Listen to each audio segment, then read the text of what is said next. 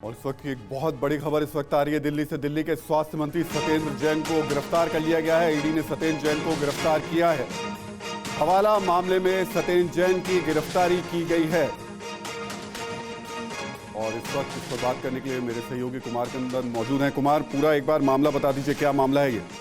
देखिए राहुल, 4.81 करोड़ का ये पूरा मामला है, जिसमें ये बताया जा रहा है कि सत्येंद्र जैन, उनके परिवार वाले और उनकी जो कंपनीज है, उन कंपनी को जो है कहीं न कहीं फायदा पहुंचा है। और उस फायदे में सत्येंद्र जैन को तकरीबन 4.8 करोड़ का मतलब बिहाफ पे ईडी ने इनको जो पूरे मामले को लेकर गिरफ्तार किया है। पूरा मामला मनी लॉन्ड्रिंग से रिलेटेड है और इसके इनको जो है पूरे मामले को लेकर इनकी तफ्तीश चल रही थी और उसी तफ्तीश में जो है सत्येंद्र जैन को गिरफ्तार किया गया है। मैं आपको बताऊं कि इसमें 2-3 ऐसे मामले थे जिस मामले को लेकर इस पे ये हुआ था, और इस मामले को लेकर 2018 से सत्येंद्र जैन से पूछताछ चल रही थी। इस पूरे मामले में अगर हम बात करें तो 2018 में जो है सबसे पहली बार इनको लेकर पूछताछ हुई थी, लेकिन सबूतों के आधार पे जो है ये बार बार बच रहे थे। आपको याद होगा राहुल, पंजाब चुनाव में भी अरविंद केजरीवाल ने दावा किया था कि सत्येंद्र जैन को गिरफ्तार करना चाहती है, उसको पॉलिटिकल मामला बनाने की कोशिश की थी, लेकिन अब उनके पास पुख्ता सबूत मिल गए हैं और जो मनी लॉन्ड्रिंग एक्ट है उसके तहत इनको अटैच किया गया है।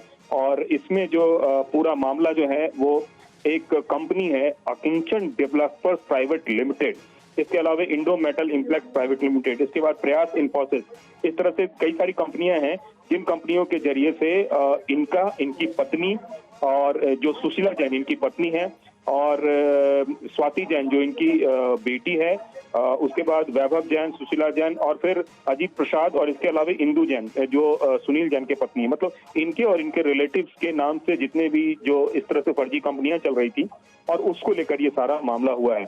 और निश्चित रूप से ये एक बड़ा सेटबैक है आम आदमी पार्टी के लिए। और 2015-16 से ही जो है इस मामले पे कहीं न कहीं नजर थी, लेकिन प्रूफ अब आया है। आपको याद होगा राहुल, कोलकाता बेस्ड जो कुछ कंपनियां थी, जो शेल कंपनियां थी, उसके जरिए कई सारे हवाला ट्रांजैक्शन की बात हुई थी। एक बार कपिल मिश्रा ने भी इसको लेकर आवाज उठाई थी, लेकिन प्रूफ के आधार पे जो है अब तक बचते आ रहे थे। अब चूंकि ईडी को पूरा सॉलिड प्रूफ मिला है, उसमें जाके इनकी गिरफ्तारी हुई है। राहुल कुमार, कुछ बता पाएंगे कौन से ऐसे सबूत हाथ लगे कि इतने लंबे वक्त लगा सत्येंद्र जैन को गिरफ्तार करने में?